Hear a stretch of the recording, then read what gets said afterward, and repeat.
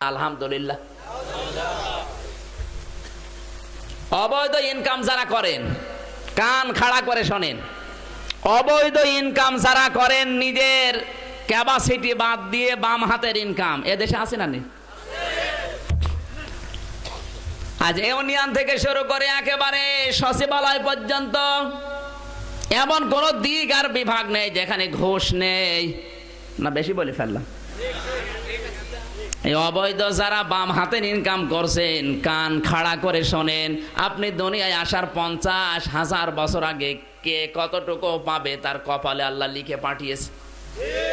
আপনি 50 বছর হায়াত পাবেন, এর ভেতরে কি খাবেন কি খেতে পারবেন না সব কিন্তু লেখা আছে। এরপরেও যদি কেউ 2 নাম্বারি করে সম্পদ অর্জন করে, আল্লাহ বলেন পারবে পারবে না তা না, দেখবে চর্মচোখে সম্পদের পাহাড় হয়ে গেছে। কিন্তু ক্ষতি হচ্ছে একটা। ক্ষতি কয়টা বলবো? এটা রাগ হয়ে যাবে। কোরআনে কারিমে আমার আল্লাহ দলিল দিয়েছেন, ওয়ামান আ'রাদা আন যিকরি ফাইন্না লাহু মাঈশাতান দানকা ওয়া নাহশুরুহু ইয়াওমাল কিয়ামাতি আ'মা। জোরে বলেন আল্লাহু আকবার। সূরা তাহা 16 নাম্বার পারা 19 নাম্বার পৃষ্ঠা 13 নাম্বার লাইনের 124 নাম্বার আয়াত। এটা আল্লাহ তাআলা বলেন আমার বিধান আমার আইন কানুনের তোয়াক্কা না করে যারা অবৈধ ইনকাম করবে, আমি আল্লাহ বলছি ওদের জীবন আমি দঙ্কা করে দেব। দঙ্কা মানে সংকীর্ণ। উন্নতি হবে দেখবে চর্মচোখে, 1000 কোটি টাকার মালিক হয়ে গেছে, কিন্তু ওর ভেতরে যদি মানবতা বিরোধী কোনো কাজ থাকে, ওর উপায়ের ভেতরে যদি মানব বিধ্বংসী কোনো উপায় থাকে, বাম হাতের ইনকাম থাকে, ওইটা ওকে আমি ভোগ করতে দেব না। গ্যারান্টি কার? আল্লাহর গ্যারান্টি। মিথ্যা হবে? সূরা তাহা 124 নাম্বার আয়াত। দঙ্কার ব্যাখ্যায় এই শব্দগুলো আছে। আপনি অবৈধ ইনকাম করে পাহাড় পরিমাণ সম্পদ জমা হবে আপনার নামে, 1000 বিঘা জমি হবে, ব্যাংকের টাকা কোটি কোটি, কিন্তু এই টাকা এই সম্পদ আপনাকে ভোগ করতে আল্লাহ দেবে না। আল্লাহ যদি চ্যালেঞ্জ দেয়, কোন বাবা আপনাকে বাঁচাবে?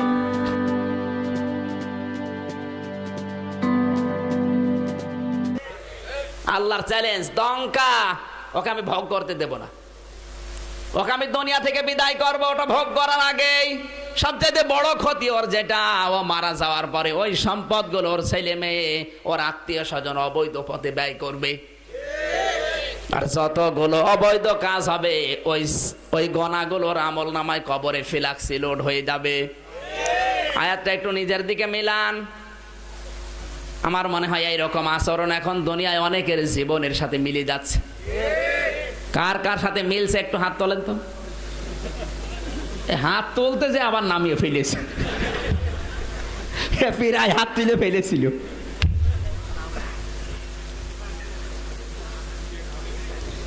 কেউ বোঝেন না আয়াতটা, অথচ আমি আয়াতটা পড়ার পরে আমার মনে হচ্ছে আমি সহ এখানে হাজারো মানুষ যারা বসে আছি, এই অবৈধ টাকা অবৈধ ক্ষমতা ভোগ করার কোনো সম্ভাবনা আমার নেই, কারণ হায়াত আমার অতদিন নেই। দঙ্কার ব্যাখ্যায় আরো গুরুত্বপূর্ণ শব্দ আছে। যারা আল্লাহর বিধানের তাওয়াক্কা না করে, আল্লাহ রাব্বুল আলামিনের আয়াত না মেনে, বিধান না মেনে যারা অবৈধ কোনো পথ বেছে নেয়, আল্লাহ বলেন ওর পরিবারের যারা আছে ওদের বিরুদ্ধে আমি লাগিয়ে দেই। ওর সন্তান ওর বিরুদ্ধে যাবে, ওর স্ত্রী ওর বিরুদ্ধে যাবে। এই কথা বলছে না কেন? বাইরের থেকে ভেতরের অবস্থাটা বোঝা যায় না। আর যারা অত্যাচার করে দেখবেন ওর বউ কথা শোনে না। আপনি খোঁজ খবর নিয়ে দেখবেন ওর বউর লাইন অন্য জায়গায়, ছেলে ডাল খায়, মেয়ে খায় অন্য কিছু। এই কথা বলছে না কেন? দঙ্কা মিথ্যা হবে। আয় উন্নতি করবে অনেক, কিন্তু বরকত থাকবে না। বরকত দেওয়ার মালিক কে? আল্লাহ। নাহশুরুহু ইয়াওমাল কিয়ামাতি আমা। আর একটা ক্ষতি ওর জীবনে, মারা যাওয়ার পরে ওর চোখ থাকবে না, অন্ধ হয়ে উঠবে। চোখ যার নেই তার কাছে জিজ্ঞাসা করেন দুনিয়ার আসল সম্পদ চোখ। কথা বলেন না কেন? মারা যাওয়ার পরে বলবে ক্বালা রাব্বি লিমা হাশারতানি আ'মা ওয়া ক্বাদ কুনতু বাসীরা। হে আল্লাহ, আমার তো চোখ ছিল, তুমি আমাকে অন্ধ করে কেন দিলে? আল্লাহ পাক বলেন ধমক দিয়ে ওকে আমি বলবো ক্বালা কাযালিকা আতাতকা আয়াতুনা ফানাসিতাহা ওয়া কাযালিকাল ইয়াউমা তুনসা। হে বান্দা, তোর সামনে আমার নবী, আমার রাসূল, আমার আলেম বান্দারা ঠিক এইভাবে আমার আয়াতগুলো প্রকাশ করেছিল, জানার পরেও তুই ভুলে গিয়েছিলি, আমাকে মানিস নাই। আমি আজকে নিজের এই জবান থেকে তোকে ভুলে গেলাম। তুই যে আমার বান্দি ছিলি, বান্দা ছিলি, কোনদিন আমার কুদরতের জবানে তোকে আর ডাক দেব না। কিয়ামতের এই কঠিন ময়দানে আল্লাহ যদি আপনাকে বান্দা বান্দি বলে ডাক না দিয়ে ভুলে যায়, কি হবে ওই সময় চিন্তা এখন করা দরকার না মরণের পরে করবেন? এই বলুন। বিশ্বনবী হাদিসের ভাষায় জানিয়েছেন খুদুল আতা মাতামাতান ফাইদা সারা রিশওয়াতান ফিদ্দিনি ফালা তাখুযুহু আলাস্তুম বিতারিকিহি ইয়াবনাকুমুল ফাকর ওয়াল হাজা। হে পৃথিবীর উম্মতরা শোনো, যতদিন পর্যন্ত হাদিয়া পর্যায়ে থাকে ততদিন গ্রহণ করবা, কিন্তু হাদিয়া যদি ঘুষের পর্যায়ে চলে যায় ওইটা আর গ্রহণ করা যাবে না। আজ হাদিয়া কোনো জায়গা আছে না ঘুষ হয়ে গেছে? বাংলাদেশের অনেক সেক্টর আছে, আমি বিশ্ববিদ্যালয় থেকে দেখেছি, যেটা অনেক জায়গায় এমন আছে অনেকে চেষ্টা করছে ভালো থাকার জন্যে, ইসলামের ওপরে জীবন যাপন করার জন্যে, কিন্তু উপরওয়ালার চাপে পেরে দেয় না। কথা বললি না কেন? প্রশাসনের ভেতরে, চিকিৎসা বিভাগের ভেতরে, বিচার ব্যবস্থার ভেতরে, যতগুলো ব্যবস্থা আজ বাংলাদেশে যত বিভাগ আছে অধিকাংশ গুলো আমার ঘাটাঘাটি করা শেষ। কারণ ভার্সিটিতে তো শুধু আর সিলেবাসের বই পড়ানো হয় না, বিশ্ববিদ্যালয় মানে উন্মুক্ত জায়গা। এখান থেকে যে জ্ঞানটা আমি পেয়েছি এই বাংলাদেশ সম্পর্কে, আমি 228টা রাষ্ট্র সম্পর্কে কম বেশি পড়েছি। আমার যতটুকু ধারণা, অনেক মানুষ কোরআন শুনে হাদিস শুনে নিজে একটু সংশোধন হয়, কিন্তু উপরওয়ালা চাপে পারে না। এরকম পরিবেশ দেশে আছে না নেই? অনেকে উপরওয়ালার চাপে পেরে দেয় না, উপরওয়ালা চাপ দেয় উনি সব ভুলে যায়। এখন যারা উপরওয়ালার চাপে পারে না এরা বলছে হুজুর আমরা করব কি? এই জায়গায় আসতে আমার কমপক্ষে 10 লাখ টাকা দিয়ে তারপরে আশা লেগেছে, এরকম জায়গা আছে না নেই?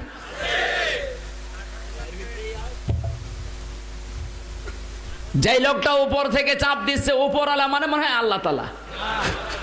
উপরওয়ালা মানে কি? যারা দায়িত্বে আছে স্টেপ বাই স্টেপে, আমি থানার ওসি, এসপি সবগুলোকে পড়িয়েছি আগে। বাংলাদেশের প্রায় 8 জন ওসি আমার ছাত্র। এদের কাছ থেকে যেটা দেখেছি, চেষ্টা করলে অনেকে পেরে দেয় না। উপরওয়ালা এক টেলিফোনে উল্টাপাল্টা করে ফেলে। জীবনের ঝুঁকি নিয়ে এত কষ্ট করে হিরোইন ধরে নিয়ে আসে, উপরওয়ালা হ্যালো ছেড়ে দিতে বাধ্য।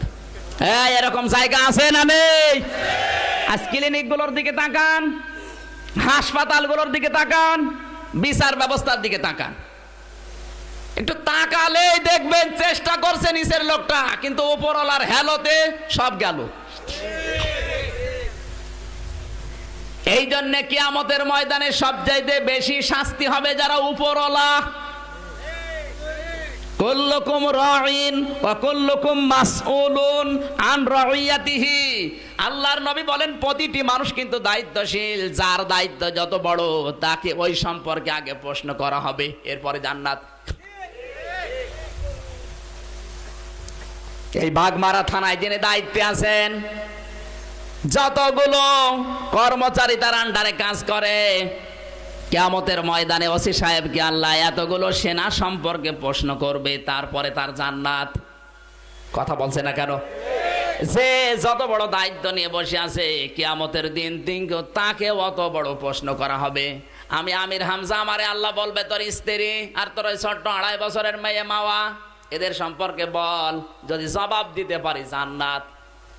আমার উপরে যারা আছে, একজন এমপি 2.5 লাখ থেকে 3 লাখ মানুষের দায়িত্ব নিয়েছে।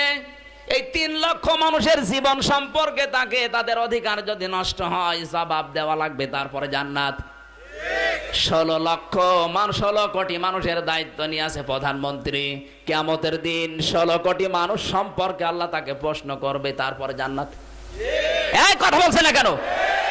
আপনি নিজেরটা নিজে মিলান, কতটুকু দায়িত্ব নিয়ে আপনি আছেন। ইসলাম বিরোধী যারা পৃথিবীতে যুগে যুগে বিদায় নিয়েছে, আব্রাহার চিন্তায় ছিল নিজে এই কাজটা না করলে আসল কাবা ভাঙা যাবে না। এজন্য নিজে নিজে আগুন লাগিয়ে সকালবেলা পত্রিকায় দিয়েছে, সংবাদ ছড়িয়েছে, আমার কাবা ভেঙেছে ওই কাবার মালিকরা। আমি ওই কাবা ধ্বংস না করলে আমার জানের স্বাদ মিটবে না, মনের স্বাদ মিটবে না। 60,000 পদাতিক বাহিনী হাতি নিয়ে, বিশাল বিশাল বাহিনী নিয়ে আসতেছে। মক্কা শরীফে প্রবেশ করে ওয়াদিয়ে মুহাসসার নামক জায়গায়, কাবা শরীফ থেকে মাত্র 3.5 কিলোমিটার একটু ফাঁকে। এই জায়গাটায় আসার পরে ডাক দিয়েছে। এই কাবা শরীফের খাদেম কে কে? আল্লাহর নবীর দাদা, আপন দাদা আব্দুল মুত্তালিব, তিনি প্রধান দায়িত্বে ছিলেন। আব্দুল মুত্তালিব 1 নম্বরে, এই জন্য তার 200 উট, ভেড়া, বকরি সব আটকিয়েছে আগেই। তাকে আটকানোর পরে খবর দিয়েছে আসো। ও যখন গেছে বলছে, তুমি কি? আমি দায়িত্বে আছি কাবা শরীফের খাদেমের, তুমি আমার উট ভেড়া এগুলো দিয়ে দাও। আব্রাহা ডাক দিয়ে বলে, আব্দুল মুত্তালিব, শুনেছিলাম তুমি জ্ঞানী মানুষ, আমি এসেছি কাবা শরীফ ধ্বংস করার জন্যে। মনে করলাম তুমি আমার কাছে কাকতি মিনতি করবে না, তুমি তোমার নিজের ছাগল ভেড়া উট নিয়ে ব্যস্ত, তোমার তো বুদ্ধি বলতে কিছু নেই। আল্লাহর নবীর দাদা আব্দুল মুত্তালিব বলে, আব্রাহা, ছাগল ভেড়া উট গরুগুলোর মালিক আমি, এজন্য ওগুলো আমার দরকার ফিরিয়ে দেন। কাবার মালিক আমি না, আমি কাবার খাদেম। কাবার মালিক যিনি, আমি তাকে বলেছি তার যদি ইচ্ছা হয় সে কাবা রক্ষা করবে। সুবহানাল্লাহ বলতে পারেন না? এখানে একটা শিক্ষা আছে, কাবা শরীফের ভেতরে ওই সময় 360টা মূর্তি ছিল। আব্দুল মুত্তালিব কিন্তু একটা মূর্তির কাছেও কিছু বলে নাই। বলেছে? কাবার দরজা এবং হজরে আসওয়াদ পাথর যেখানে, এই একটুখানি ফাঁকা জায়গা, এই জায়গার নাম মুলতাজিম। আল্লাহর নবী বলেন, কেউ যদি এই দরজাটার পাশে ধরে দোয়া করে, মহান আল্লাহ ওই দোয়া ফেরত দিতে লজ্জাবোধ করে। আব্দুল মুত্তালিব ওখান থেকে এসে চাবিটা কাবার দরজায় ঝুলিয়ে কেঁদে কেঁদে বলে, কাবার মালিক, আমার সামর্থ্যের বাইরে, কারণ 60,000 সৈন্য নিয়ে এসেছে, আমি পারলাম না, আমি তো শুধু খাদেম ছিলাম, তোমার দরবারে আমি চাবিটা দিয়ে গেলাম, এর ভেতরে যারা আছে আমি জানি এদের কোনো ক্ষমতা নেই। আব্দুল মুত্তালিব জানতো 360 জন বসে আছে দেবতা, কেউ কিছু করতে পারে না। এজন্য কাবার মালিক একজন, তার হাতে আমি চাবি দিয়ে গেলাম, তুমি কাবাটা রক্ষা করো। নিজের আশপাশে আত্মীয় স্বজন যারা আছে তাদেরকে নিয়ে নিরাপদ এক পাহাড়ে আশ্রয় নিলেন, কারণ আল্লাহর গজব নাজিল হবে, এখানে কোনো সন্দেহ নেই। যে হাতিটা সামনে ছিল, হাতিকে পিটাচ্ছে, নাম তার মাহমুদ। তাফসিরে ইবনে কাসিরে লিখেছে, এই হাতির নাম ছিল মাহমুদ। যত পিটায় হাতি সামনে যেতে চায় না, কারণ হাতি জানে যেখানে নিয়ে যেতে চায় আল্লাহর ঘর কাবা। কথা বলেন না কেন? বন্য প্রাণী যারা, এদের অভ্যাস হচ্ছে যেখানে যেটা যেতে চায়, সামনে যে লিডার থাকে ও যদি কোনো দিকে যায় সবাই যাবে সেদিকে। সামনের যেটা, ও যেহেতু বসেছে, পেছনে যারা ছিল সব বসে গেছে। এত পিটায় উঠতে চায় না। একটা হাতি বন্য প্রাণী, সে আল্লাহর ঘর কাবা শরীফ চেনে। কথা বলেন? বাংলাদেশের যে হাতি, এ হাতি আল্লাহর কাবাও চেনে নাই, কাবা শরীফকে গালি দিয়েছে। কথা বলেন ঠিক কিনা? ওর ভাগ্য ভালো জেলখানায় ছিল, যদি বাইরে থাকতো এই জানোয়ারের মনে হয় পশম পর্যন্ত খুঁজে পাওয়া যেত না। এ সমস্ত কাজ কারবারগুলোর দ্বারা যা হচ্ছে ভালো হচ্ছে। কিছুই বোঝেন নাই নাকি? যা হচ্ছে কিছুই বোঝেন না। উদাহরণ দিলে বুঝবেন। ভালো হয় নাই মানে এবার কান লাগান। এক বাদশা যাচ্ছে শিকার করতে, সাথে ছেলে তার এক উজির। শিকার যারা করে যে তার টার্গেট নেয় ওই দিকে তাদের খেয়াল, অন্যদিকে খেয়াল নেই। কথা বলছে না কেন? আমি একজন পাখিওয়ালার সাথে মিশতাম কিছুদিন। একবার গেলাম তার সাথে পাখি মারার জন্যে, এই যে রাজশাহীতে বাড়ি। ও পাখি টার্গেট নিয়েছে, পাখি ওর সব, আমাদের কথার মনে নেই। পাখি যেখানে উড়ে বসে ও সেই দিকে যায়। বাচ্চা যাচ্ছে হরিণের দিকে টার্গেট করে, হঠাৎ আঙ্গুলের ভেতরে এক পোকা কামড় দিয়েছে। পোকার কামড়ের যন্ত্রণায় অস্থির হয়ে গেছে। ডাক দিয়ে বলে, উজির আমি তো আর বাঁচি না, রাজ দরবার পর্যন্ত যেতে যেতে মারা যাব, এক কাজ করো, কি বুদ্ধি করবা করো। উজির বলছে, বাদশাহ বুদ্ধি এখানে আর কি করা যায়, আপনি আঙ্গুল এইভাবে ধরেন, আমি কোপ মেরে আঙ্গুলটা কেটে ফেলি। এখন তো বাঁচা লাগবে। আঙ্গুল যেইভাবে ধরেছে এক কোপ দিয়ে আলাদা করে ফেলিস। আঙ্গুলটা নাচতেছে, জিন্দা আঙ্গুল, ওটা পকেটে তুলে নিয়েছে। ডাক দিয়ে বলে, বাদশাহ এবার কেমন লাগবে? কেমন লাগে মানে, আগে তো ছিলাম এক যন্ত্রণায়, এখন যন্ত্রণা আরো বেড়েছে। লতা পাতা দিয়ে তাড়াতাড়ি করে বেঁধে দিয়েছে। উজির যন্ত্রণা যেই বেড়েছে, কথা ভালোভাবে বলা তো দূরের কথা, বলছে, বাদশাহ যা হয়েছে ভালো হয়েছে। ওর মাথা ঠিক আছে।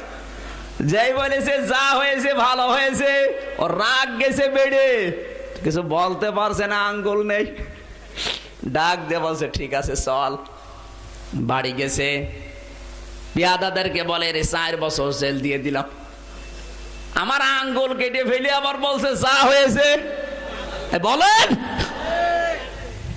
জেলখানায় দেওয়ার পরে 1 বছরের মাথায় বাচ্চা আবার গেছে শিকারে। একটা হরিণকে টার্গেট নিয়ে গিয়ে যাচ্ছে, যেতে যেতে এত দূরে গেছে আর ফিরে আসার সেরকম রাস্তা পাচ্ছে না। বন্য মানুষ যারা ডাকাত গ্রেফতার করে নিয়ে গেছে ওদের এলাকায়। বন্য মানুষদের ইচ্ছা ছিল, ওদের ওই এলাকার কাজ ছিল, নতুন কোন মানুষ যদি কেউ পায় ওকে জবাই করে গোশত ভাগ করে খায়। বাদশাকে পেয়েছে নতুন মানুষ, সন্ধ্যাবেলা জবাই হবে, ওবা আনন্দে আছে। কিন্তু ওদের ধর্মীয় যে কিতাব, ওই কিতাবের বর্ণনা অনুযায়ী কোন খোতলা মানুষকে ওরা জবাই করে না। মাথা থেকে পা পর্যন্ত দেখতেছে কোন খোত আছে কিনা। হঠাৎ আঙ্গুলের দিকে তাকিয়ে দেখে আঙ্গুল নেই। বলে, তোর আঙ্গুল কই? বলে, আঙ্গুল আগে কাটা হয়ে গেছে। বলে, এটা তো আমাদের খাদ্যই না, যারা আঙ্গুল নেই, এটা খোতলা জিনিস, আমরা খাই না, ছেড়ে দিলাম। বাচ্চা আজও দৌড়, কাইলো দৌড়, রাজ দরবারে এসে বলছে, আমার উজিরকে বের করে নিয়ে আয়। কেন? উজির যখন এসেছে বলছে, এই হয়েছিল আমার, এতক্ষণ আমি কাবাব হয়ে যেতাম, আমার আঙ্গুল নেই, এই জন্য আমি বাঁচতে পেরেছি। উজির বলছে, বাদশা এই জন্যই তো বলেছিলাম যা হয়েছে। বাদশা বলছে, উজির শোন, আমার নাই আঙ্গুল কাটা ছিল, এই জন্য বেঁচে গেছি, যা হয়েছে ভালো হয়েছে বুঝলাম, কিন্তু তোরে তো আমি বিনা কারণে 4 বছর জেল দিয়ে দিলাম। খালি হিংসার বশবর্তী হয়ে রাগ সহ্য করতে না পেরে তোরে জেলে দিলাম, এর ভেতরে উপকার কি? উজির বলে, বাদশা এর ভেতরে উপকার আছে, আপনি যদি আমার জেলে না দিতেন অবশ্যই সঙ্গে করে নিয়ে যেতেন, আর সঙ্গে করে নিয়ে গেলে আপনাকে তো ওরা ছেড়ে দিত, কারণ আপনার আঙ্গুল নেই, আমি কাবাব হয়ে যেতাম। আপনি আমাকে ছেড়ে রেখে জেলখানায় রেখেছিলেন, এই জন্য আমি বেঁচে আছি, এই জন্য যা হয়েছে। এক কথা বলুন, যে কয়জন যাচ্ছে আফসোস করার দরকার নেই, যা হচ্ছে ভালো হচ্ছে, কারণ এর মাধ্যমে বাংলাদেশে ইসলাম বিরোধী করা প্রমাণ হয়ে গেছে। এর ভেতরে কারা দাড়ি টুপি পাগড়ি নিয়ে ইসলাম বিরোধীদের সমর্থন করে, এটাও প্রমাণ হয়ে গেছে। সাথে সাথে এটা প্রমাণ হচ্ছে কোরআনে কারিমের জন্য কারা যান বাজি রেখে ময়দানে জীবন দিচ্ছে। কথা বলুন।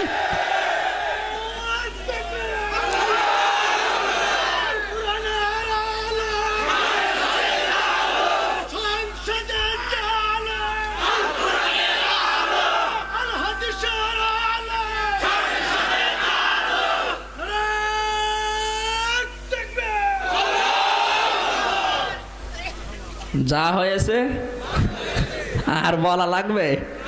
কে যেন বলল না, যা হয়েছে ভালো হচ্ছে। আলিয়ালাম আল্লাহুল্লাযীনা আমানু ওয়া ইয়াত্তাখিযা মিনকুম শুহাদা ওয়াল্লাহু লা ইউহিব্বুজ জালিমিন। সূরা আলে ইমরান 140 নম্বর আয়াত, 4 নম্বর পারা 6 নম্বর পৃষ্ঠা 15 নম্বর লাইনে আছে। আল্লাহ বলেন কিছু মানুষকে আমি পছন্দ করি, এই মানুষগুলোর জীবন আমি আল্লাহর কাছে ভালো লাগে, তখন এদের শাহাদাতের মরণ দিয়ে আমার কাছে নিয়ে আসি। এটা যুবক মানুষ চলে যাচ্ছে আর অনেক শয়তান চামড়া জড়ো হয়ে যায়, আজরাইল দেখে না ওরে। কথা বলুন। ওর মরণ আছে, ও মরবে না। জীবনটা আল্লাহর কাছে যাওয়ার জন্য আল্লাহর পছন্দ হওয়া লাগবে। আমার ভাইরা, আল্লাহ রাব্বুল আলামিন জান্নাত থেকে এক দল আবাবিল পাখিকে জাহান্নামের কিছু পাথর ওদের মুখে 2 পায়ের সাথে লাগিয়ে বললেন, যাও, আমার কাবা ধ্বংস করার জন্য এসেছে, ওই জায়গায় ওদেরকে পিষে ফেলো। আল্লাহ রাব্বুল আলামিন বলেন, পাখিগুলো শুধু এসেছে একটা একটা করে পাথর শুধু ছেড়ে দেয়। তাফসীরে কিন্তু প্রতিটি পাথরের গায়ে লেখা ছিল এটা পড়বে অমকের বাবা অমকের বাবার গলায়, এটা পড়বে অমকের ছেলে অমকের ছেলের গলায়। যেই পাথরের গায়ে যার নাম লেখা আছে ওইটা ওর উপরেই পড়ে, যেখানে পড়ে ওই জায়গা দিয়ে পাতলা পানি বের হয়ে মারা যায়। এমন ভাবে মিশে যাচ্ছে মনে হচ্ছে এখানে কিচ্ছু নেই, মাটির সাথে মিশে তুষ হয়ে গেছে। এ গজব কার? গজব কার? একটা পাখি লক্ষ্য করে দেখে আমার মুখে এই পাথরটা, কিন্তু এর যে নামটা লেখা ওই লোকটা কই, ওরে খুঁজে পাওয়া যাচ্ছে না। ও দৃশ্য দেখে আগেই পালিয়েছে। পাখি ওকে দেখছে দৌড়াচ্ছে, ওর পেছনে ধাওয়া করতে করতে যে দেখে এক গাড়িতে এক ঘরের ভেতরে প্রবেশ করছে, পালাচ্ছে। ওই ঘরের বারান্দায় পাথরটা মুখ থেকে ছেড়েছে, ওখানেই মারা গেছে। আমার আল্লাহর গজব যদি একবার চলে আসে ঘরে পালিয়েও কোল পাওয়া যাবে না। নবীজিকে আল্লাহ রাব্বুল আলামিন শুধু আয়াতটা তেলাওয়াত করে শোনানোর উদ্দেশ্য না, আবু জেহেল আবু লাহাব উতবা সাহেবাকে আল্লাহ স্মরণ করাচ্ছেন, হে কাফেরের গোষ্ঠী, নবীজি দুনিয়ায় আসার 50 দিন আগে এই ঘটনা আমি তোদের পূর্বপুরুষদের সাথে ঘটিয়েছি। বেশি বাড়াবাড়ি যদি করো তোমাদেরকে আমি আল্লাহ ছাড়বো না। কথা বলেন। 50 দিন আগের ঘটনা এই। তোমরা কাবা শরীফের দোহাই দিয়ে ইনকাম করে খাও, কাবার মতো আল্লি সেজে বসে আছো, হাজার হাজার লক্ষ লক্ষ রিয়াল এখান থেকে উপায় হচ্ছে তোমাদের। সাবধান হয়ে যাও, আমি যে নবীকে পাঠিয়েছি এ কাবার মালিক আমি, আমার নবী পাঠালাম, তার প্রতি বিশ্বাস না করে তার আনিত কিতাব না মেনে মন মতো জীবন চালাবে। আমি আল্লাহ আবরাহার সাথে যা করেছি ঠিক ওই কায়দায় ওইটাই তোমাদের সাথে করব। আলাম ইয়াজআল কায়দাহুম ফি তাদলিল। আমার আল্লাহ বলেন, হে নবী আপনি কি দেখেননি ওদের ষড়যন্ত্রগুলো আল্লাহ কিভাবে নস্যাৎ করে দিয়েছিলেন? এই আয়াতের তাফসিরে মুনিরে মুফাসসির লিখেছেন, এই কান লাগান, এখানে শিক্ষা আছে। আল্লাহ রাব্বুল আলামিন বলেন, বিশ্ব নবী মুহাম্মদুর রাসূলুল্লাহ সাল্লাল্লাহু আলাইহি সাল্লাম জেলখানায় বন্দী হয়েছে মাত্র কিছুদিন হয়েছে। জেলখানা থেকে ওরা ছেড়েছে, যেই দিন ছেড়ে দিয়েছে তার পরের দিন এই আয়াতগুলো আল্লাহ নাজিল করে নবীকে সান্ত্বনা দিচ্ছেন। জেলখানায় যখন ছিল আল্লাহ রাব্বুল আলামিনের এই নবী জেলখানায় পড়ে আছে অন্ধপ্রকোষ্ঠে, শুধু একা না, 53 জন সঙ্গী সাথী নিয়ে, 42 জন পুরুষ আর 11 জন মহিলা। এই 53 জন নিয়ে শিয়াবে আবি তালিব, যেটা কাবা শরীফের একটু ওই পাশে, বিশ্ব নবীর ঘরের ওই সাইডে, ওটা এখনো পর্যন্ত মার্ক করা আছে। জাবালে আবু কবাইসের পেছনে একটা পাহাড় 3 জায়গা দিয়ে ঘেরা, ওইটা ছিল সৌদি আরবের ওই সময় কেন্দ্রীয় জেলখানা, কারাগার। পৃথিবীর ময়দানে প্রত্যেকটা দেশের যেহেতু একটা করে আইন বানানোর জায়গা থাকে, নাম তার সংসদ ভবন। নাম কি? আরো জোরে বলেন। ভারতের সংসদের নাম হচ্ছে লোকসভা, আমেরিকার সংসদ ভবনের নাম হচ্ছে হোয়াইট হাউস, বাংলাদেশের সংসদ ভবনের নাম সংসদ ভবন। আবু জেহেল যেহেতু রাষ্ট্র ক্ষমতায় আছে, ওর একটা সংসদ ভবন ছিল, নাম কি? দারুন নদওয়া। এই বৈঠকে সিদ্ধান্ত নিয়ে তড়ি ঘড়ি করে, বিচার ব্যবস্থার তোয়াক্কা না করে তড়ি ঘড়ি করে আল্লাহর নবীকে জেলখানায় দিয়েছে 53 জন সাথী সহ। কান লাগিয়ে বাস্তবতার সাথে মিলান, যদি কারো জীবনের সাথে মিলে যায়, এই আয়াতের দোষ আমার দোষ, এই আয়াতের দোষ। সাধারণ আইনের তোয়াক্কা না করে তড়ি ঘড়ি করে একটা আইন পাশ করে ফেলেছে। আমার আল্লাহ কোরআনে কারিমে আয়াতটা তার ওই 3টা অপশন সহ আইনটাকে কোরআনে কোড করে দিলেন। কারণ আবু জেহেল হয়তো আর 20 বছর পরে থাকবে না, আবুল আহাব 20 বছর পরে থাকবে না, কিন্তু আবুল আহাবের রক্ত দিয়ে দুনিয়ায় যারা তৈরি হবে, কিয়ামত পর্যন্ত তার নাতি পুতিরা থাকবে। তারাও ঠিক এই কায়দায় আবু জেহেলের এই 3টা অপশন রাখবে। ওয়াইযি ইয়ামকুরু বিকাল্লাযিনা কাফারু লিয়ুসবিতুকা আও ইয়াকতুলুকা আও ইউখরিজুকা ওয়া ইয়ামকুরুনা ওয়া ইয়ামকুরুল্লাহ ওয়াল্লাহু খায়রুল মাকিরিন। জোরে বলেন আল্লাহু আকবার। সূরা আনফাল 9 নম্বর পারা 19 নম্বর পৃষ্ঠা 5 নম্বর লাইন 6 নম্বর লাইনের 30 নম্বর আয়াত। এটা আল্লাহ পাক বলেন, হে নবী স্মরণ করো ওই সময়ের কথা যখন আবু জেহেল সাধারণ আইনের তোয়াক্কা না করে 3টা আইন ওর সংসদে পাশ করে ফেলেছে তড়ি ঘড়ি করে। ওরা 3টা আইনের ভেতরে 3টা অপশন রেখেছে। 1 নাম্বার, ওরা আপনাকে বন্দী করবে, লিসবিতুকা আমরণ কারাদণ্ড দিয়ে দেবে। লিসবিতুকা মানে কি? আমরণ কারাদণ্ড। আও ইয়াকতুলুকা অথবা ফাঁসি দিয়ে হত্যা করবে, আও ইউখরিজুকা অথবা আপনাকে দেশ থেকে ওরা তাড়িয়ে দেবে, আপনার নাগরিকত্ব বাতিল করে দেবে।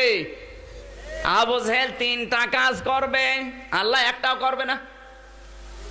বলেন ওয়ায়ামকুরুল্লাহ, আমার আল্লাহ বলেন আমি ওদের ষড়যন্ত্রের বিরুদ্ধে মোকাবেলার জন্য লেগে গেলাম। আমি আল্লাহ কি কি কৌশল লাগবে, আপনাকে বাঁচানোর জন্য কি কি কৌশল অবলম্বন করা লাগবে, আমি আল্লাহ নিজে ওই কৌশলগুলো অবলম্বন করলাম। আল্লাহু খায়রুল মাকিরিন, আল্লাহ সব চাইতে বড় কৌশলী। জোরে বলেন আল্লাহু আকবার। আল্লাহর চাইতে বড় কৌশল আছে দুনিয়ায় কারো? ওরা 50 বছর পরে কি করবে, 50 ঘন্টা পরে কি সিদ্ধান্ত নেবে, ওটা আমি আল্লাহ আগেই জেনে ফেলেছি। আমার রাসূল এর বিরুদ্ধে কি করা লাগবে, সেই ষড়যন্ত্র সেই কৌশল আমি আল্লাহ নিজেই 50 বছর আগেই রেডি করে রাখি।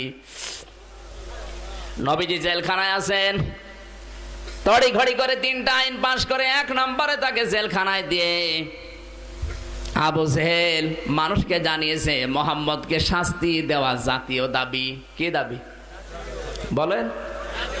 যুগে যুগে যারা আবু জেহেলের চিন্তা নিয়ে রাষ্ট্র চালাবে, এরাও কিন্তু কোরআনের প্রচার যারা করবে, প্রসার যারা করবে, তাদেরকে ঠিক তড়ি ঘড়ি করে এইভাবে আটকিয়ে বলবে জাতীয় দাবি।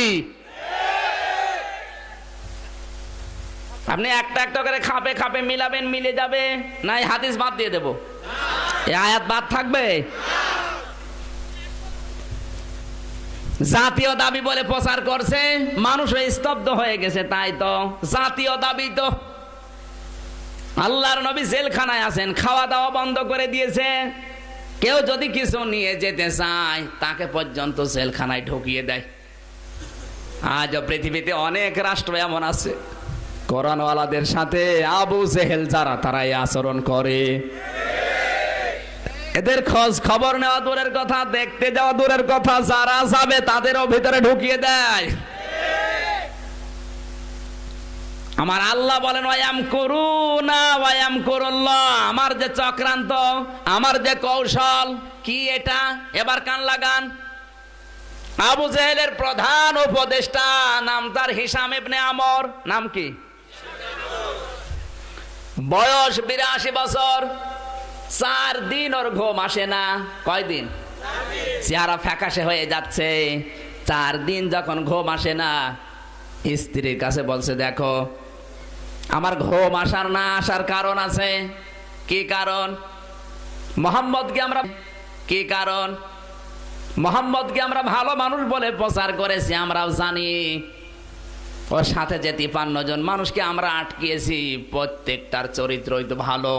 আবু বকরের মতো মানুষ হয় না, হযরতে ওসমান, তালহা, জুবাইরের মতো মানুষ হয় না, কিন্তু তাদেরকে আমরা আটকে রেখেছি। মাঝে মাঝে আমার ব্রেনের ভেতরে কে যেন চিন্তা ঢুকিয়ে দেয়। এই চিন্তা মনে হয় লাতুজা মানাত দিচ্ছে।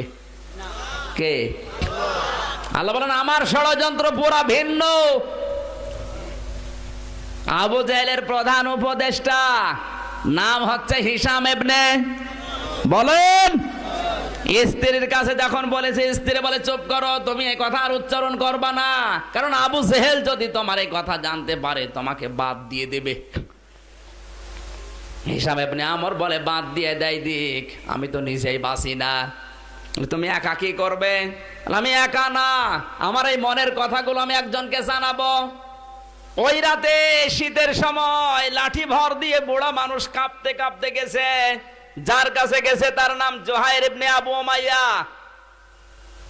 ও ছিল আবু জেহেলের এমন মানুষ, যখন যা বলেছে ওই লোকটা তাই করেছে। যদি বলে আমাকে খুন করা লাগবে, খুন করে ফেলেছে। এরকম দেশে কিছু মানুষ পাওয়া যায় না, পাওয়া যায় না? বলেন না কেন? এই জুহাইর ইবনে আবু উমাইয়া ছিল ওই রকম লোক। ওকে দিয়ে যে কত হত্যা করিয়েছে শুধু আবু জেহেল জানে আর ও জানে। গোপন হত্যার জন্য ওকে ব্যবহার করা হতো।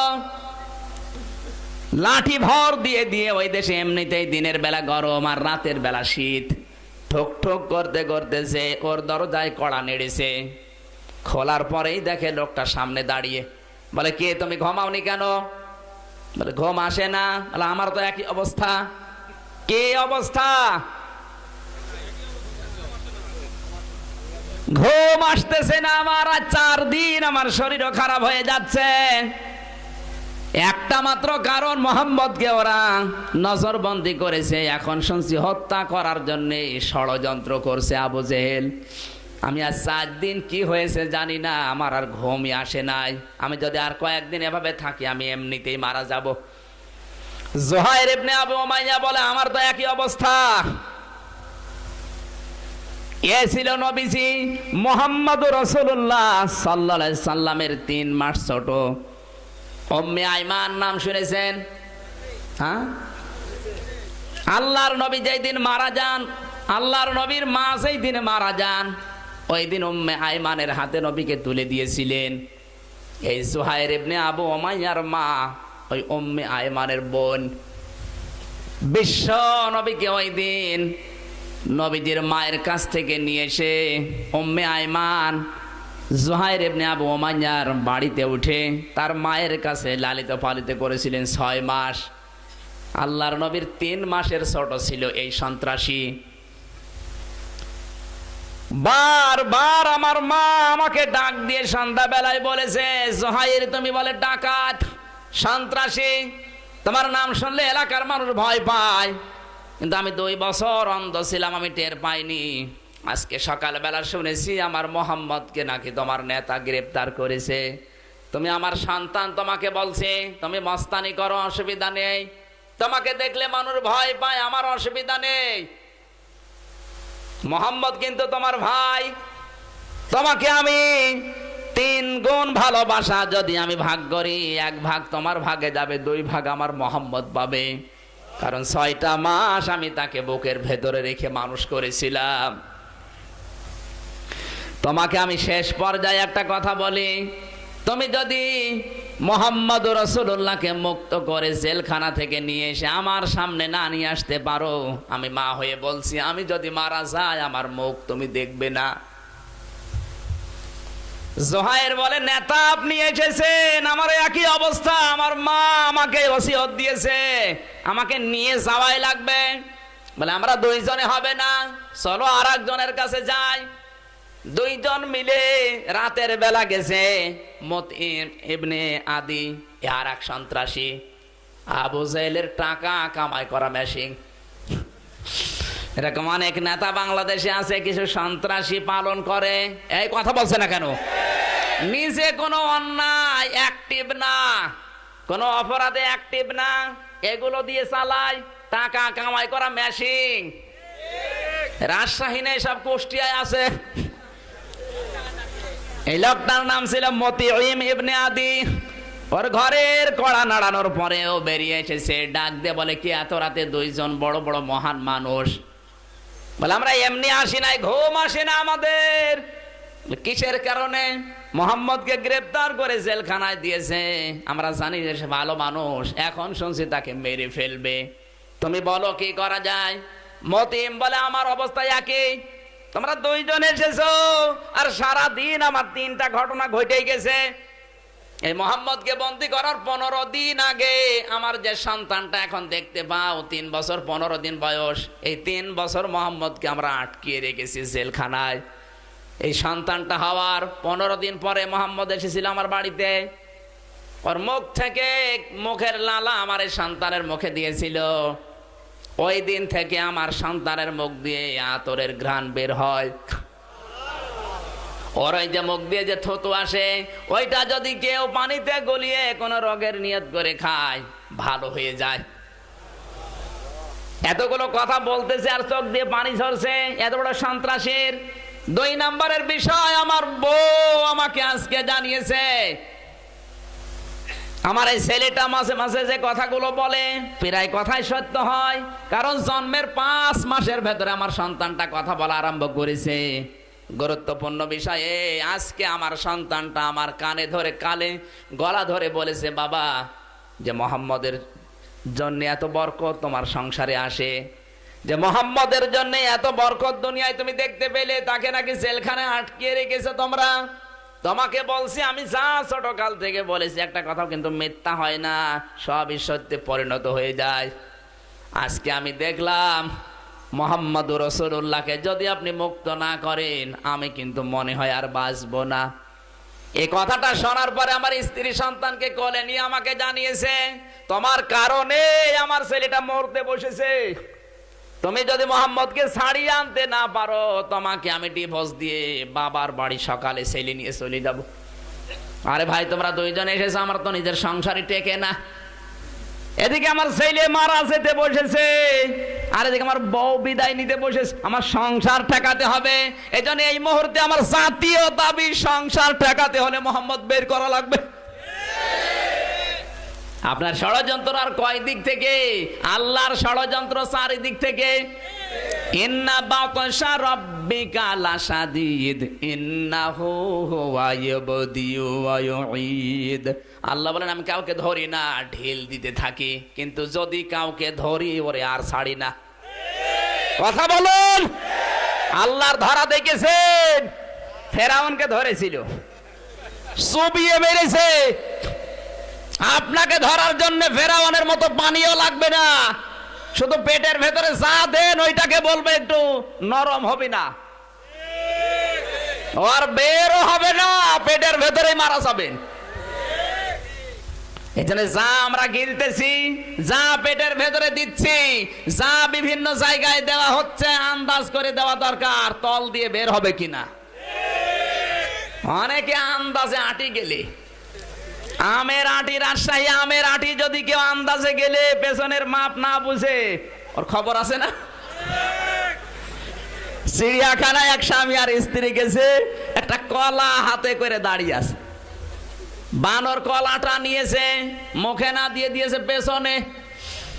স্ত্রী বলছে, আমার স্বামী আমারে দিল, আমি না খেয়ে দিলাম বানরকে, আর মুখে দেবে না দিয়ে পেছনে দিলে হয়তো বিয়াদব বানর, এর মালিকও বিয়াদব। কোথায় এই মালিক? মালিক এসে বলছে আপা চিল্লাবেন না, আপনাদের মতো আগে কয়েকদিন আগে কয়েকটা লোক এসেছিল, ওরা আমার বানরকে একটা আম দিয়েছে, রাজশাহীর ন্যাংরা আম।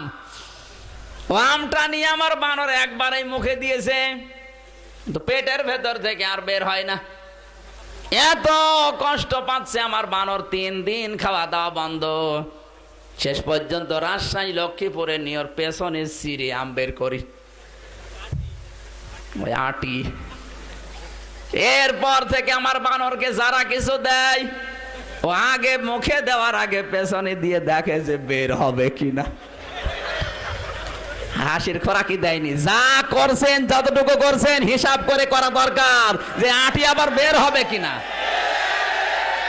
অনেকে আন্দাজে হাউমাউ করে খেয়ে ফেলে, বের হওয়ার চিন্তা নেই। 3 জন মিলে বলে দেখো আমাদের সংসার ঠেকাতে হলে এখন এই করা লাগবে। 3 জনে হবে না, চলো আমরা আরেকজনের কাছে যাই। যার কাছে যাচ্ছে ওর নাম মুখতার ইবনে হিশাম, ও ছিল আবু জেহেলের বডিগার্ড, খালাতো ভাই। 1 মাস ধরে অসুস্থ পড়ে আছে। 3 জন যে এই ঘরে যায় ধাক্কা দিয়েছে। কে? আমরা 3 জন। নাম বলেছে, বেরিয়ে এসেছে। কে এত রাতে ঘুমাওনি কেন? বলে ঘুম আসে না।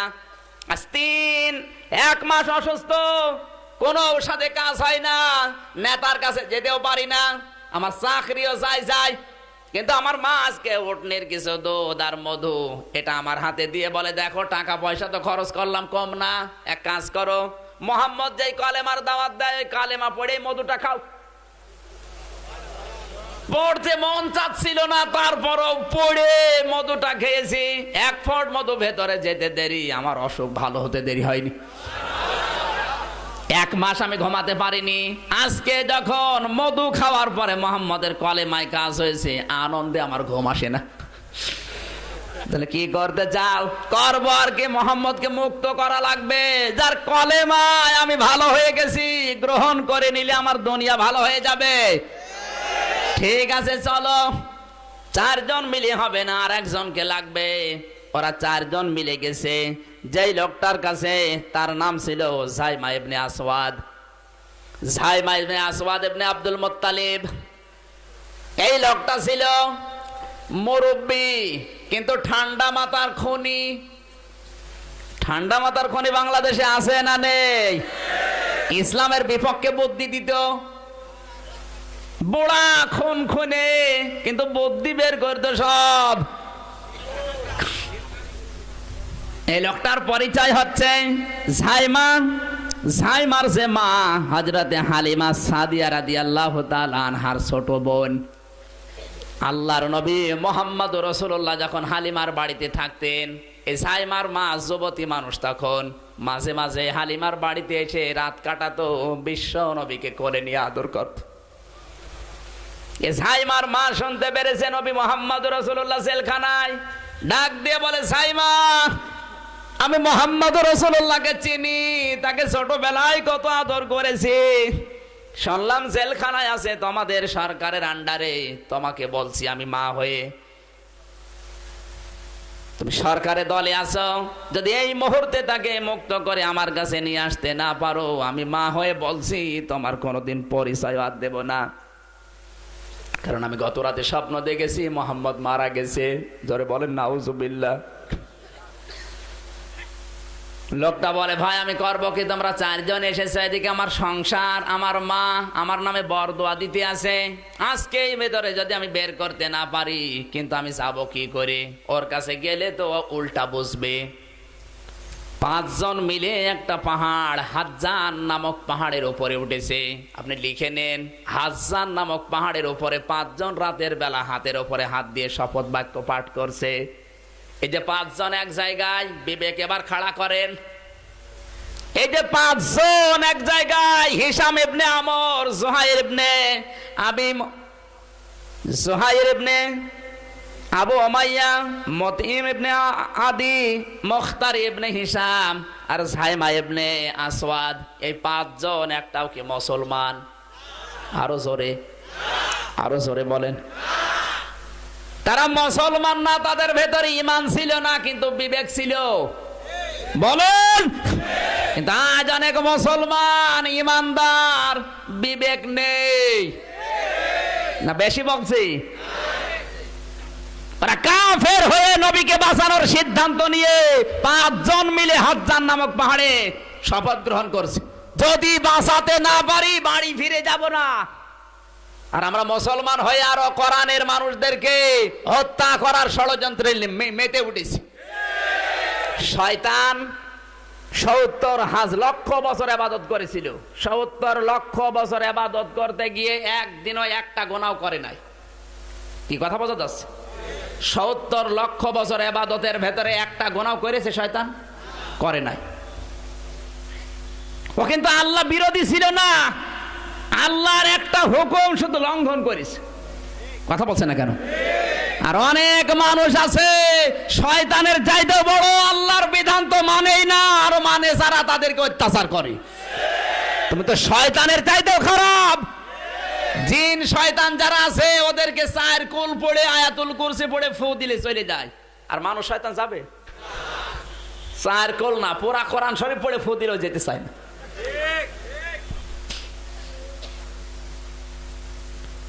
5 জন মিলে সিদ্ধান্ত নিচ্ছে তুমি আগে কথা বলবে, এরপরে আমি তোমার কথায় সায় দেব। রাতের বেলায় গেছে আবু জেহেলের বাড়িতে, ডাক দিয়ে বলেন তা দরজা খোলেন। 5 জন মন্ত্রীর উপদেষ্টা মিলে এসেছে। আই পাগলরা এত রাতে কি, ঘর খোলেন, ভেতরে চলেন। প্রথমে আসওয়াদ, জাইমা ইবনে আসওয়াদ কথা তুলেছে, নেতা আবু জেহেল, আপনি যে মোহাম্মদ রাসূলুল্লাহকে জেলখানায় রেখেছেন 53 জন সঙ্গী সাথী সহ, কারণ কি? আবু জেহেল বলে পাগল, এর কারণ বোঝো না, তোমার মন্ত্রী থেকে বাদ দিয়ে দেব।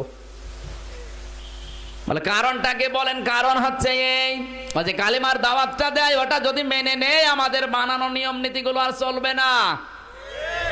আবু জেহেল ভালোভাবে জানতো এটা সত্য নবী।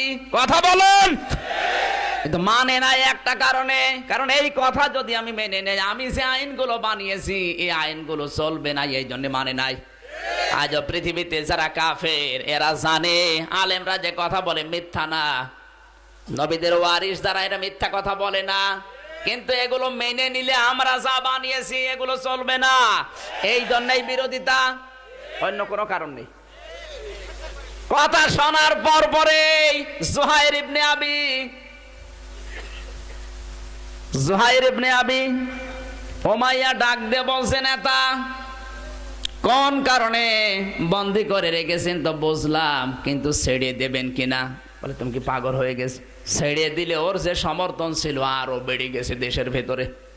আগে ছিল 10 গুণ, এখন হয়েছে 90 গুণ। এখন ছেড়ে দিলে লোক সবর পেছনে যাবে, আমাদের হাড় গুটি আলাদা করে ফেলবে।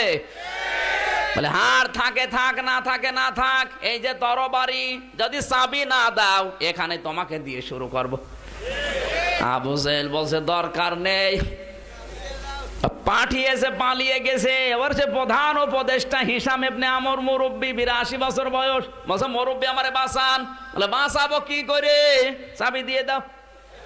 আবু জেহেল বলছে কথার সুর তো সব একরকম, কথার সাইজ স্টাইল সব একরকম, সব পরামর্শ করে এসেছো।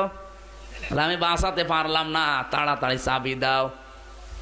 তোমার কথায় কত মানুষ হত্যা করেছি আমি নিজেও জানি না। তুমি জানো আমার তরবারি যদি একবার কারো পরে ওঠে ওটা আর ফেরত যায় না। যদি এই কাজ না করো সঙ্গে সঙ্গে তোমাকে এই মাথা নিয়ে মোহাম্মদ রাসূলুল্লাহর পায়ে দেব। তাড়াতাড়ি ভয়ের চোটে চাবি দিয়ে দিয়েছে। চাবিটা নিয়ে 5 জন চিৎকার করতে করতে দৌড়াচ্ছে জেলখানার দিকে। বিশ্ব নবীকে আজ মুক্ত করা হবে। মক্কার বৃদ্ধ লোকেরা লাঠি ভর দিয়ে দৌড়াচ্ছে। মক্কার মেয়েরা যারা দুধ পান করতো, ছোট ছোট বাচ্চারা, মা ডাক দিয়ে বলে বাচ্চা দুধ পান পরে করবি, আগে মোহাম্মদ রাসূলুল্লাহর মুক্তি হবে, চলে মুক্তির মিছিলে শামিল হয়। আমার ভাইরা এখান থেকে শিক্ষা বের হয় এটাই, আপনি মস্তানি করবেন, দল করবেন, কোনো অসুবিধা নেই। ঈমান আপনার না থাকে না থাক, বিবেক তো আছে। নিরপরাধ কোন মানুষের উপর অত্যাচার হলে আপনার বিবেকটা অন্তত কাজে লাগান।